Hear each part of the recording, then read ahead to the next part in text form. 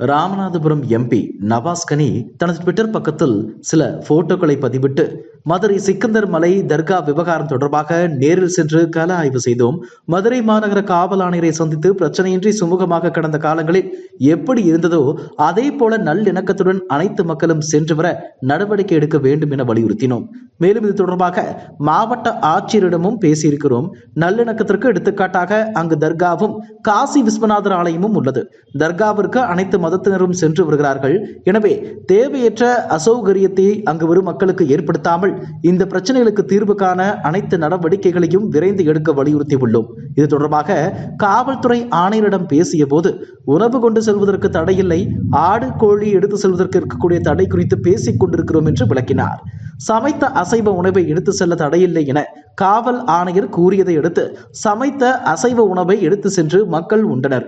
விரைவில் அனைத்து தடைகளும் நீக்கப்பட்டு கடந்த காலங்களில் இருந்தது போன்று மக்கள் சிரமமின்றி தர்காவிற்கு சென்று வர அனைத்து நடவடிக்கைகளும் மேற்கொள்ளப்படும் என பதிவிட்டுள்ளார்.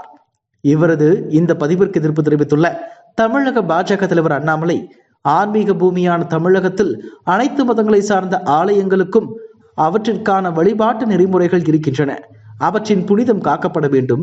ஆனால் முருகப்பெருமானின் அறுபடை வீடுகளில் முதல் படை வீடான திருப்பரங்குன்றம் சுப்பிரமணிய சுவாமி திருக்கோவிலை வைத்து நடைபெறும் நிகழ்வுகள் விரும்பத்தகாதவையாக உள்ளன. குறிப்பாக ஒரு பாராளுமன்ற உறுப்பினராக இருக்கும் திரு நவாஸ்கனி இரு தரப்பினரிடையே பிரிவினையை தூண்டும் வகையில் இந்துக்கள் புனிதமாக கருதும் திருப்பரங்குன்றம் சுப்பிரமணிய சுவாமி மலையின் மீது கும்பலாக சென்று அசைவ உணவு உண்டிருப்பது முற்றிலும் தவறான செயல் மட்டுமின்றி மத கலவரத்தை ஏற்படுத்தும் செயல்பாடும் ஆகும். திருப்பரங்குன்றம் சுப்பிரமணிய சுவாமி திருக்கோவில் உலகில் பல மதங்கள் தோன்றுவதற்கு பல நூற்றாண்டுகள் முன்பே பாண்டிய மன்னர்களால் கட்டப்பட்டது. இத்தனை ஆண்டு காலமாக தமிழக மக்கள் சமூக நல்லிணக்கத்துடன் அனைத்து மதங்களுக்குமான வழிபாட்டு முறைகளை மதித்து நடந்து வருகின்றனர்.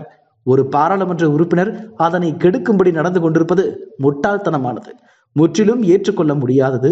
உடனடியாக இது போன்ற சமூக அமைதியை கெடுக்கும் வீண் நடவடிக்கைகளை கைவிட்டு இத்தனை ஆண்டு காலமாக தொடரும் சகோதரத்துவமான நடைமுறைகளையே தொடர வேண்டும் என்று அனைத்து சமூக மக்களையும் கேட்டுக்கொள்கிறேன் என்று பதிவிட்டுள்ளார்.